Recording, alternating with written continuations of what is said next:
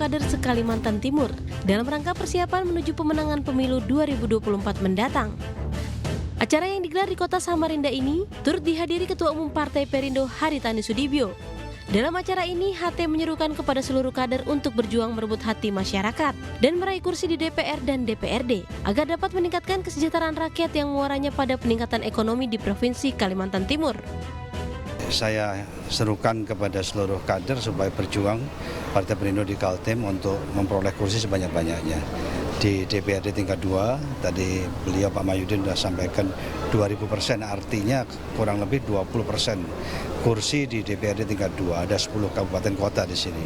Kemudian di provinsi seharusnya sama juga, ada 45 semuanya, kalau bisa dapat minimum 9. Ya DPR RI ada 8, totalnya ya mudah-mudahan minimal 1, kalau bisa 2 kursi DPR RI dari Kalimantan Timur. Semua kader harus kerja keras, kerja cerdas, kerja tuntas. Kira-kira itu.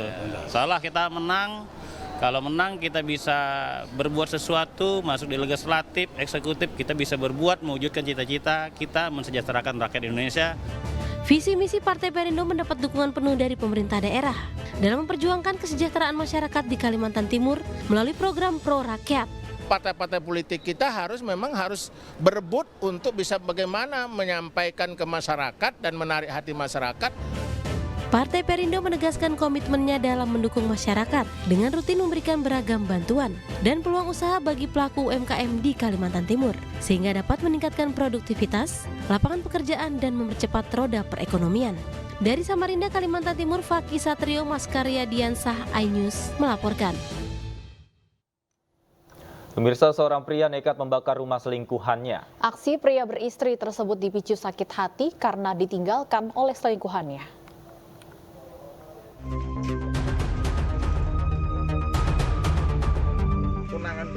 Seorang pria warga Kampung Kelitih, Sragen, Jawa Tengah nekat membakar rumah selingkuhannya. Dari hasil olah TKP, polisi menemukan fakta adanya upaya pembakaran sampai 3 kali dalam waktu kurun 1 minggu. Usai diamankan dan diinterogasi, pelaku bernama Zubairi mengaku sakit hati kepada pacar gelapnya karena meninggalkan pelaku setelah jatuh miskin, padahal pelaku juga sudah beristri. Secara ekonomi mungkin kurang, sehingga ada diupaini dan lain-lain, akhirnya dia berusaha kembali. Kembali tidak boleh sebetulnya dari ini, diancam terus. Akhirnya bisa keluar dari itu dan bisa meloloskan diri. Akhirnya dan diancam kalau pulang akan dicederai dan rumahnya akan dibakar. Polisi mengamankan barang bukti berupa kayu dan tiang serta pompa air yang terbakar.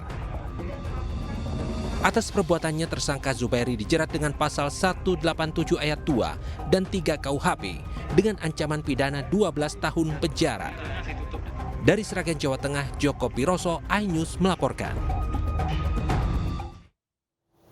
Pemirsa, viralnya video anggota DPRD Kota Depok Tajudin Tabri yang menghukum pengemudi truk dinilai arogan dan terancam dipecat dari keanggotaan Partai Golkar. Tajudin telah dilaporkan pengemudi truk ke polisi karena dianggap melakukan dugaan penganiayaan.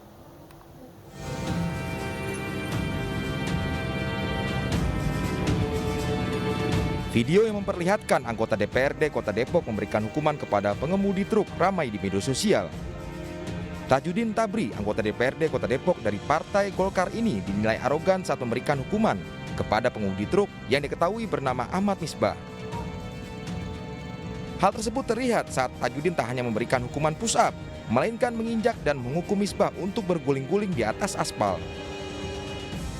Atas tindakan yang tidak patut dicontoh itu, Partai Golkar akan memberikan sanksi ringan hingga sanksi pemecatan ke Tajudin.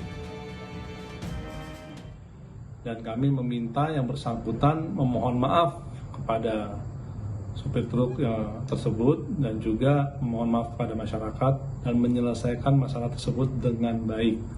Dan kami sudah melakukan pemanggilan terhadap yang bersangkutan, yang mana nanti yang bersangkutan akan diproses secara ADART partai, di mana yang bersangkutan dapat dikenai sanksi dari yang ringan sampai dengan berat pemecatan. Diketahui, anggota DPRD Kota Depok Tajudin Tabri telah dilaporkan Misbah ke Polres Metro Depok atas dugaan penganiayaan.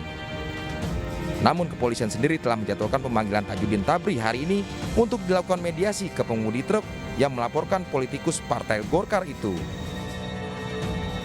Dari Depok, Jawa Barat, Iyung Rizky, iNews melaporkan. Hari ini Lukas NMB kembali mangkir dari pemeriksaan sebagai tersangka kasus gratifikasi. Padahal KPK telah memberikan sejumlah janji agar NMB bersikap kooperatif dalam pemeriksaan.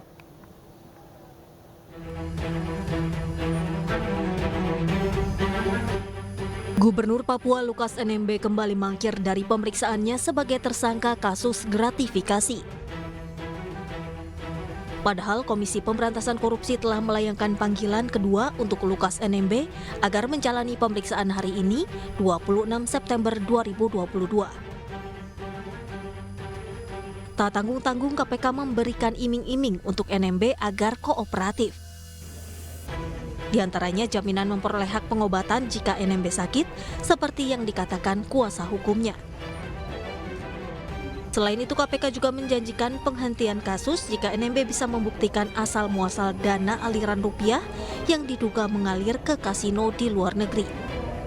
Kami mohon kerjasamanya kooperatif. Nah, KPK berdasarkan undang-undang yang baru ini bisa menghentikan penyidikan dan menerbitkan SP3. Ya. Kalau nanti dalam proses penyidikan, ya Pak Lukas itu bisa membuktikan dari mana sumber uang yang puluhan ratusan miliar tersebut, misalnya Pak Lukas punya usaha tambang emas, ya sudah, pasti nanti akan kami hentikan.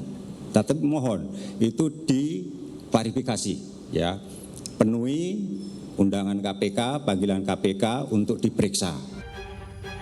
Selain dugaan gratifikasi, KPK akan mengembangkan kasus yang diduga dilakukan NMB ke arah tindak pidana pencucian uang. Hal itu dilakukan setelah mendapatkan informasi terkait transaksi perjudian di luar negeri senilai 560 miliar rupiah. Dari Jakarta, Tim Liputan iNews melaporkan. Kita ke informasi lain, pemirsa, polisi memastikan ledakan yang terjadi di asrama Brimob pada Minggu sore di Solo, Jawa Tengah bukan aksi teror bom. Ledakan itu berasal dari petasan sitaan yang hendak dimusnahkan oleh polisi. Dan pemirsa, informasi tadi sekaligus mengakhiri perjumpaan kita dalam iNews sore hari ini. Saya Stefani Patricia. Dan saya Davi Pratama pamit undur diri. Terima kasih atas kebersamaan Anda. Selamat sore dan sampai jumpa.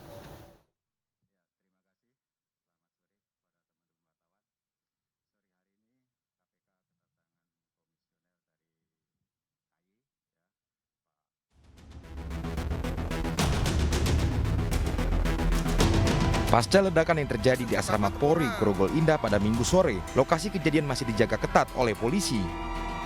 Garis polisi juga masih terpasang di sekitar kebun yang membuat seorang anggota polisi menjadi korban.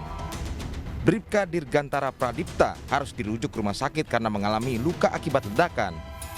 Sementara itu, polisi memastikan bahwa ledakan tersebut bukanlah aksi teror bom. Ledakan itu berasal dari bahan pembuat petasan yang disita oleh polisi dan rencananya akan dimusnahkan. Fakta ini didapatkan usai polisi memeriksa 7 orang saksi di lokasi kejadian. Kita bisa simpulkan untuk saat ini bahwa ledakan itu bukan bom, tetapi murni dari bahan petasan yang berdasarkan keterangan saksi mau dibakar oleh anggota kita sehingga mengakibatkan meledak. Polisi telah mengamankan sisa bahan pembuat petasan yang menjadi sumber ledakan. Selanjutnya, polisi akan mendalami keterangan dari korban tentang kronologi lengkap kejadian ini. Pasalnya, saat ini Bribka Dirgantara masih menjalani perawatan intensif akibat luka yang dialaminya. Dari Jawa Tengah,